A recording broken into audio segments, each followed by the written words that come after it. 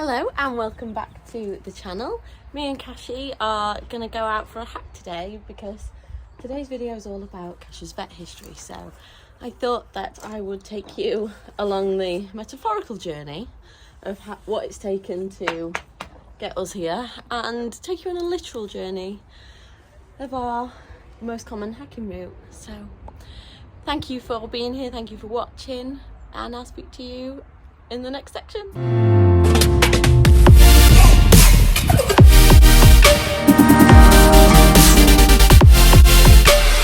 So this video has been one that's been difficult for me to even get to the point of filming. So I'm just here to ask you to be kind when you watch this, because obviously there'll be a lot of opinions about what I should have done, what I shouldn't have done, what I should be doing now, what I shouldn't be doing now. So just to ask you to watch with kindness. And I'm gonna go and pass over to the voiceover and the GoPro.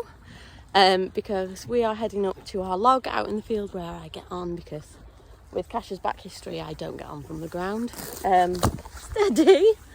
And obviously I need to concentrate when I get on, so I'll see you over there. Over. Okay, so here we are. We're getting on, and you can probably see there's a patch from where Kash has had his SI injected, but that is more recent. Let's go back to the very beginning. I got Kash in 2021 and pretty much had a whole year without any issues really. Or rather, it first appeared we had no issues, because I will admit that I was not knowledgeable enough to notice at the time, or to have the knowledge to know at the time. When I look back now, I see short strides. I see that he could canter on both reins on the correct lead, but was never asked for a contact. And it's when things started stepping up that I started noticing some problems in early 2022. So at first we thought it was just discomfort. We thought it was the changing grass, moving into spring. We treated for ulcers and gave him 4 weeks off. Got back on later, same pain reaction, and I will insert a clip here of the kind of pain reaction we got. And it was only when asking for canter, really. Kash had been working really nicely, lowering his head and starting to seek contact, but when the canter came, he reverted to full-blown llama. And, this is where things could have got dismissed, because I had so many people tell me, don't worry about it, it's just an ex-racehorse, it's a training issue. It wasn't a training issue, because Kash had kissing spine. So in March 2022, I had a flexion test done. They all showed fine. I had a lameness workup. I had the back x-rayed. I had bone scans. We found kissing spine. And we initially started treating with injections and shockwave and acupuncture. And started rehab immediately, really. But he had a skid in the field. Now this is where it gets a little bit complicated, because just before his 6th birthday, I had planned a lovely birthday hack for him, and I came to find that he had pulled a shoe, his left fore. And I think I've got a picture of the skid that he'd had in the field that caused this shoe to come off. So 4 days after this, he presented with a neck issue, which I should have some clips of here. Now, it's remarkable that I have all these photos and I even have a little diary of things, and yet I didn't put 2 and 2 together. So we initially thought that his neck was associated with his kissing spine, and, I'd sent him to Rainbow for a bone scan because I was worried about his neck. I thought that it was a totally separate issue. The vets did not. We ended up having the bone scan, and then they ended up getting very excited by what they found in the back. That led to further back x-rays, led to stifle x-rays, which were actually clear. And did get his neck x-rayed too, which showed mild changes in C3, but nothing they were concerned about. So they said, everything seems pretty normal in terms of his neck. Therefore, they went ahead with trying to fix his back. So he had kissing spine surgery on the 11th of April in 2022. So he had 8 ligament snips. I did keep pushing the neck problem because unfortunately they weren't taking me seriously. This is one of those times where you really need to trust your gut and remember that you are the person that knows your horse best because you're the person that sees them every day. I had sent videos of what the problem was to the emails at reception. I'd sent it directly to the surgeon. I'd explained it. I'd explained to the grooms on both sites of this hospital what exactly happens and what to look out for. I had done everything I could to tell them what the problem was and to look out for it because it mostly presented at meal times because Cash couldn't reach all the way down to the floor. And they pretty much brushed me off. And in fact, when I went to collect him after his surgery, they gave me a syringe and said, this is for his bute. And I said, well, what do I need that for? Because this horse will eat anything. Like, he's so food motivated, he's never turned his nose up at anything. And they said, well, he's bad at taking his food. I said, what exactly does he do? And you'll have seen from that video earlier, she described him pouring at the ground and refusing to eat it. And I said, no, that's exactly the problem that he's here for. He's not refusing to eat it. He can't reach it. He can't put his head far enough down to reach it. So he's pouring at the floor because he's frustrated because this horse is food motivated. He adores food and he can't get to it. Anyway, they didn't help me at all. They just saw his back, fixed his back and sent him on his way. Now, this neck problem continued a little bit into May. I had a myofascial release specialist come. She identified hamstring tightness and soreness. He was still short-strided, not really tracking up in his rehab work. And remember, at this point, I've had a lameness workup done with my initial vet, and then I've had a lameness workup done at the hospital too, and nobody is seeing anything. His last neck episode that I recorded was on the 25th of May, which is approximately 11 weeks after the pulled shoe, which is coincidentally about the same time as a ligament or tendon takes to heal. So I put it down to this, but I wanted to have a bit of reassurance. I took loads of videos. I'd noticed that his left shoulder would shudder whenever he was having this problem. It initially looked like tying up, so I put him on a PSSM diet, low starch, low sugar, pea protein, a vitamin E. And the vitamin E did seem to help. So, that all tied in. But what we believe is a ligament or tendon injury, vitamin E would start to help because vitamin E is involved in your muscles. So, adjacent to that, it would start to help him recover. Unfortunately, as we were due to start the next phase of kissing spine rehab, which meant we were about to start long lining in the late May, so 8 weeks after surgery, another horse got loose in the yard I was at, and Cash had an accident, and we had a leg injury to the back hind. So then we had that to contend with, pushing our plans further back. Again, still worried about the neck thing, even though I did not had an episode for so long. So I did get him booked into Oakham for a CT scan. This opened up a whole different kettle of fish because he wasn't having any symptoms of what he'd been having before, but they found a deformity in his atlanto-occipital joint. They also did a lameness workup. They found no lameness and no neurological issues. They attributed the neck issue to his deformity, but they were guessing. They admitted themselves that this deformity is so rare, they have no idea what to expect from it. I found a bit of research on it, but it was in Arab horses, and most of them don't live longer than 2 years old. So, although in the vet's words, he said, I should not waste any more time on this horse, which I'm sure you can all read between the lines. It was kind of a this horse can be put to sleep kind of conversation. I was in floods of tears, and obviously I was not going to make a decision right there and then, being so emotional. I took him home, I looked after him, I cuddled him a lot. Oh gosh, I feel like I'm going to cry now. And then I just kept looking at him. And I mean, he also had another issue during this time, because when he came round from the general anaesthetic from the CT scan, he bit his tongue off. So, we had that to deal with too, which is coincidentally how I met my current vet. I've been through 7 before one actually listened to me, and listened to me properly. But that's how I met him, because one morning the tongue that had been bit off had started bleeding again, and I had to ring the out of hours at 6 a.m. in the morning before going to work. Thankfully, Cash was absolutely fine, but I thank my lucky stars that it put me in touch with the vet that I deal with now, because we would not have made it this far without him.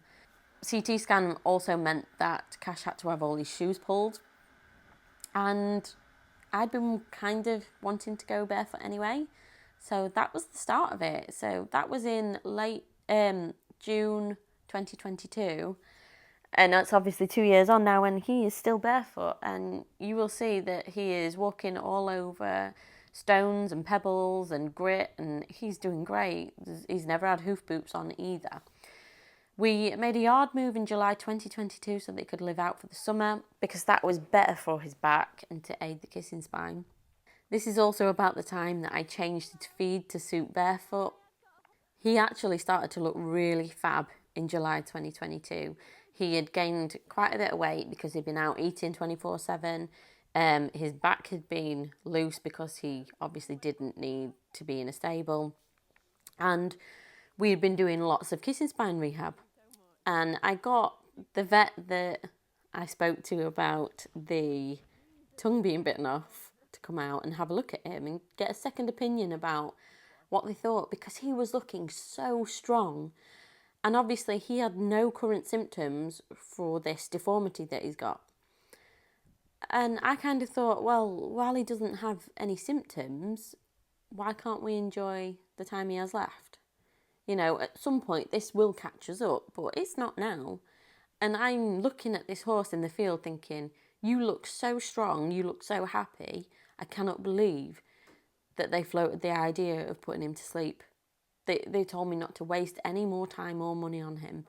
And well, thank God I didn't listen, because he's given me everything that he can, and he's so wonderful to be around now. He's such a happy horse. But yeah, I was still doing rehab July 2022, remembering that he had his surgery in the April. So 4 months later, I'm still rehabbing on the ground. And if you've seen my kissing spine video, you will know that by this point, most of the surgeons will have told you to get back on. But he, although looking really strong, was not ready. I had a McTimoney practitioner come out at the end of August. She identified left hind lameness. I got my new vet out. He could see left hind lameness too. He saw some toe dragging as well. More lame on the left frame than the right. And we kept looking at it. It was so confusing. And I had been really struggling to find a barefoot trimmer. So remembering he's had 2 months now barefoot, and he was in desperate need of a trim. And funnily enough, once the equine podiatrist that I found came out and she trimmed him, the lameness actually went away, which is obviously very odd. But then we hit laminitis. So all that good grass that had made him really strong and full had now caused me a different issue. Who knew I would end up with a thoroughbred that could get laminitis, of all things. This is one thing you're supposed to be safe from if you've got a thoroughbred. But nevertheless, managed to get him sorted. Like, we identified it very fast. It must have been the startings of it, because it only took a couple of weeks and his pulses were down again and he was fine. September, we got him back into work after he recovered from the laminitis, continued his kissing spine rehab. Still not got back on the horse at this point. Moved into October, things were starting to look amazing, and then he colicked. Which I have to say, after everything we've been through, was the most frightening night of my life. He soon recovered though. 6th of November, he's starting to look a touch lame once again. It wasn't sure if it was cold weather or because they just started coming in at night. Looking back, you can see all of the hints towards arthritis. Now, remembering at this point, I've had a main vet, I've had a vet hospital and a second vet hospital all do lameness workups, and nobody is mentioning arthritis.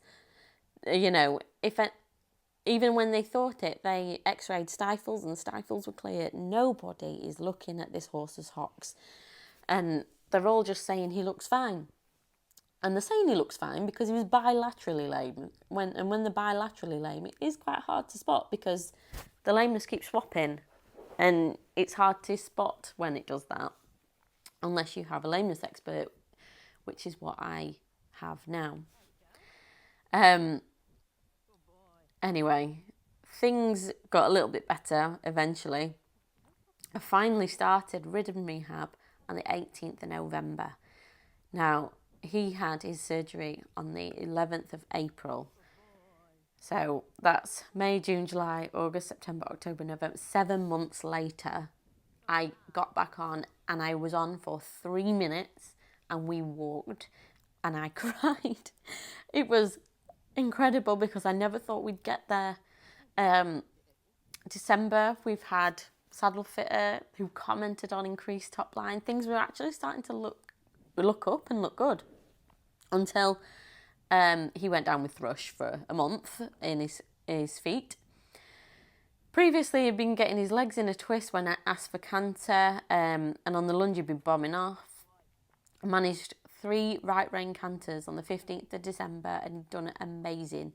He'd started to progress quite quickly once we got into the ridden work, and then in January he went lame again. So you can see where all this is going. It's just on and off and on and off, and mostly in the winter. Managed to finally get him, back into work properly in April, and or by April. But at this point, I was quite pregnant and quite heavy, and I didn't feel it fair to ask him to carry me at this point. I tried to get other people in. My mum was due to ride him, but she couldn't commit to riding him often. I got a person to part loan him. That didn't go well either. She wasn't riding him as correct as I would like, and she wasn't. I really just think that Cash is just a one-person horse, because you'll see here I've had him past the motorway and all sorts of things on this hack today, but he wouldn't leave the gate with her. He just started spooking at things that he never spooked at with me, and I just think, I don't really want to toot my own horn with this, but we have been through so much together, and I have been there every time with him, that I just think that he knows that I'm with him, and he knows that I'll look after him. And if anybody ever says that when people talk about a relationship with horses that it's, if they try and say that it's all airy-fairy, then this is kind of proof that it's not, because I do think this horse trusts me, and I trust him. I am afraid of hacking quite a lot, but that's not his fault. I had a fall when I was very young that I broke my arm with, and he is building my confidence back up. But that relationship, I do believe, exists. So yeah, after that, we had a bit of laminitis again during 2023. Again, managed to catch it quick. We had him on a wood chip paddock for quite a bit of 2023 summer, which was difficult for me, heavily pregnant and trying to muck out and move waters and things like that every day. It was much easier in the grass paddock that was, they were rotated, and the livery that I was at, she used to just harrow it.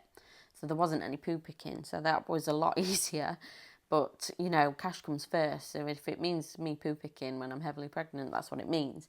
Thankfully, my husband did quite a lot of the work because he saw me struggling. And then he just started to lose weight because I had to have him on restricted grazing.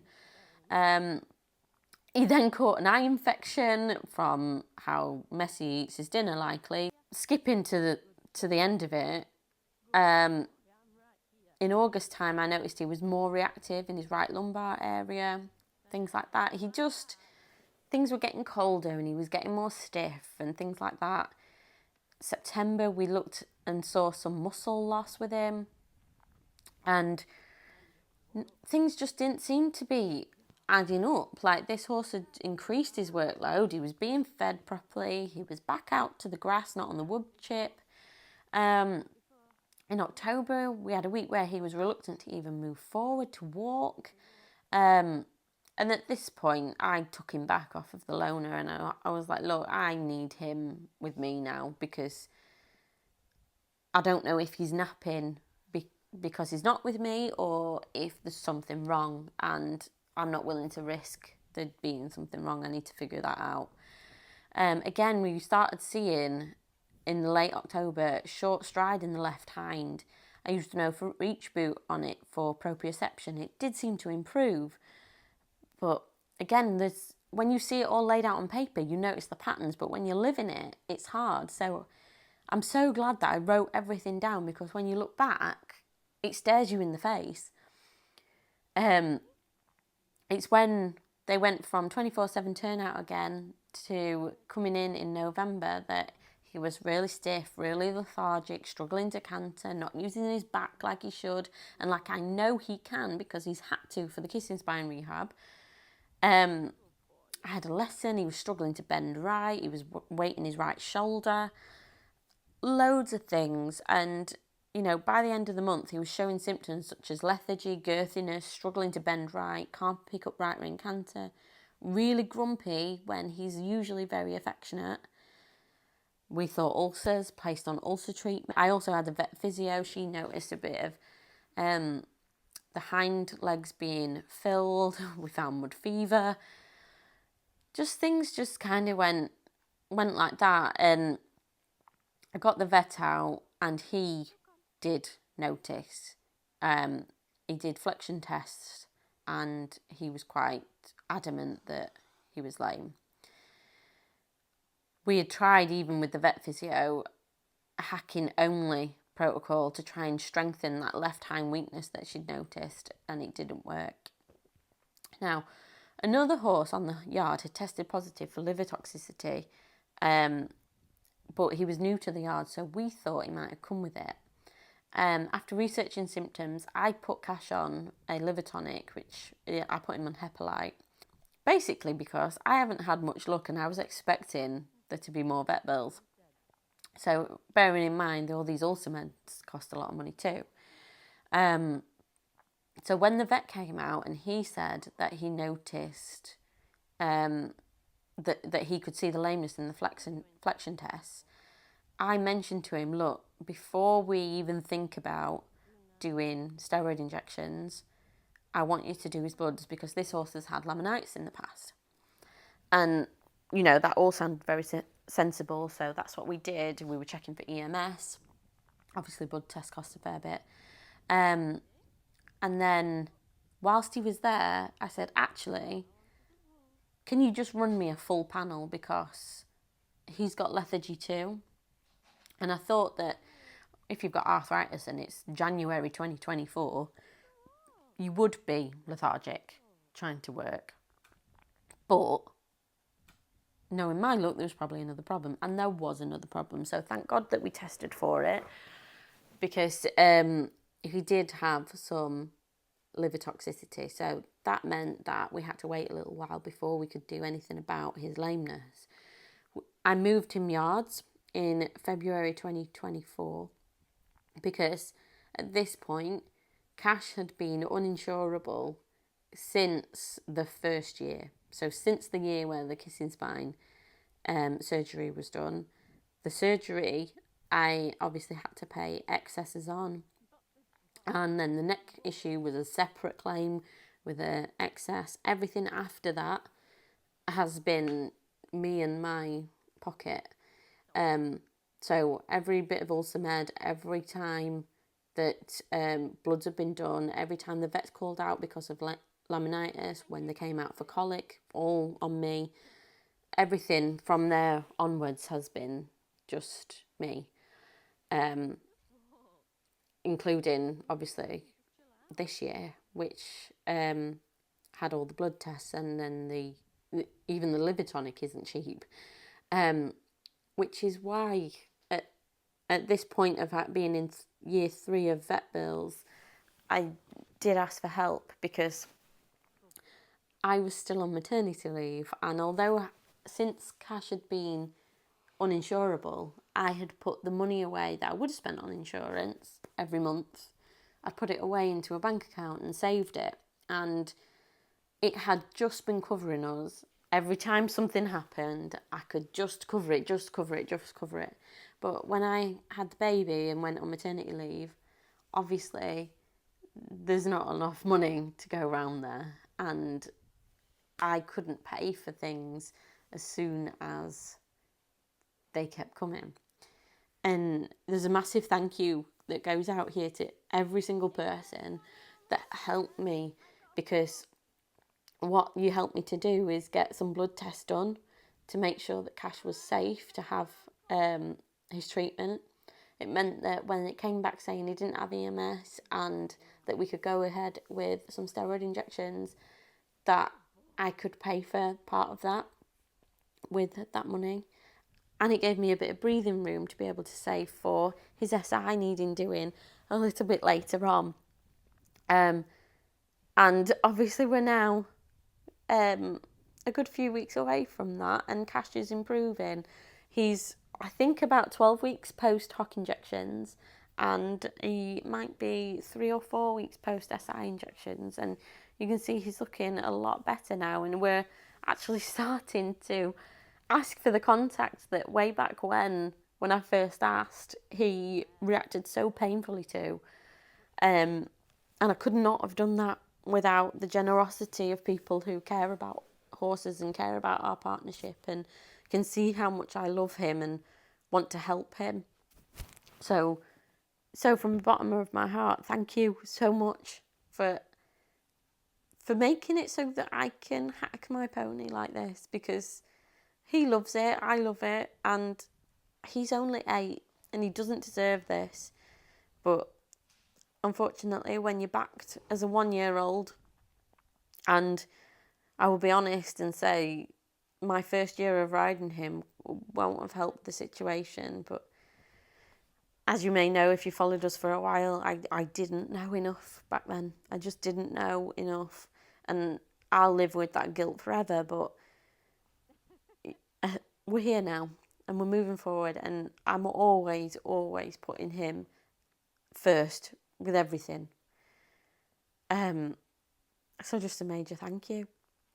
And also thank you for following us, and let's hope that 2024 will be the year that things turn around. We're halfway through now and it is going far better than the past 2.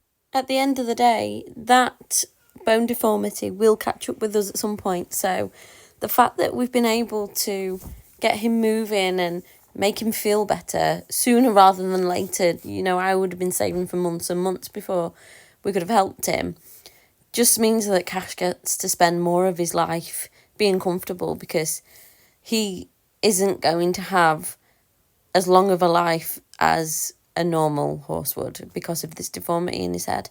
And until that moment comes, I intend to make his life the happiest it can be. So honestly, I cannot thank people enough. And I know I'm going on about it, but this is truly how much it means. On a much lighter note, I did say that those of you that are subscribed and watched the video, and well done if you made it this far, would have a nice little surprise this week. So if you are one of the subscribers on this channel, when we hit 500, you will be automatically entered into a giveaway.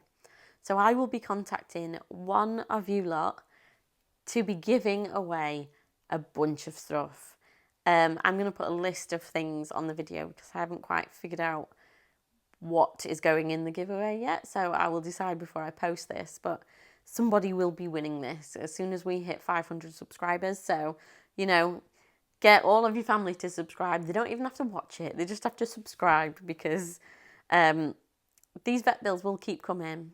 And Cash's time, both in life, whether it's ridden or not, is limited. Obviously, I have no intentions of doing what one of the vets suggested and not spending any more money or time on him. When the time comes, he will be retired and he will have a wonderful life, just chilling in the field, and that's my intention for him. But until then, we can enjoy some time together because he is only 8 years old and he's been through a hell of a lot and he deserves to be out having some fun. So when the hock injections are needing done again, I'm hoping to not go for steroids next time and to go for arthromid because of several reasons, which I will go into on a different video. But that is much more costly. So when we hit 500 subscribers, YouTube have to start paying me a little bit of money, which will help go towards the upkeep of Cash. I'm just trying every different avenue I can think of to make sure that he is looked after to the standard that I want him to be looked after. I want him to have the best life and the best care, and every little helps. So thank you for watching. And oh, good boy. Cool. It's just me. Oh, good lad. Back safe and sound, just chilling in the shed. Thank you so much for watching, and we hope that you'll join us next week when we have a lesson. Did you hear that? We're not going to be allowed to get away with anything. We won't. Thank you for watching, thank you for subscribing, and see you again soon. Bye. Say bye. Say bye.